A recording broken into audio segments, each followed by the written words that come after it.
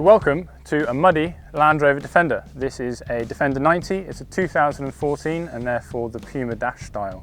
We fitted it with our E62 kit that's available via our partnership network. Other kits are available, our E70 and our E93, giving us a range of up to 180 miles depending on which kit we choose. For this particular one, we're looking at 160 brake horsepower, 900 Newton meters going into the original transfer case. So we've been able to keep the diff locks, the high and low. So as you can see, it's got full off-road and on-road capability. So as with all electrogenic kits, there's no drilling, cutting or welding required, meaning they all fit into the original space, allowing for a quick and easy install. All of our high voltage kits come with CCS charging. In this case, we've got Type 2 60 kilowatt. That's going to allow for a 20 to 80% charge in about 45 minutes. So Land Rover is a great off-road, but what about on-road?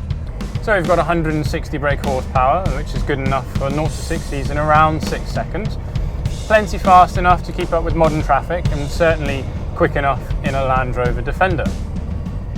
We've got a top speed of around 85-90 miles an hour, which again is perfectly fine for a Land Rover Defender that you can use in every scenario. You can commute around London in eco mode, you can go on the country lanes like we are now in normal, or you can find a motorway, hit it into sport and enjoy the full power and cruise. So as everyone knows with electric, it's all about that instantaneous torque. So here we are cruising along 20, 25, we've got a nice open stretch of road in front of me and let's see what she's got. Put it into sports mode and away she goes. Up to road legal speeds just like that. That's brilliant. That's certainly much better than a 200 TDI, a 300 TDI. Now that 900 Newton meters is going through the original transfer case. So we've got diff locks, we've got high and low ratios, and we've chosen that way of doing the conversion so that you can use off-the-shelf components for any maintenance that might be required.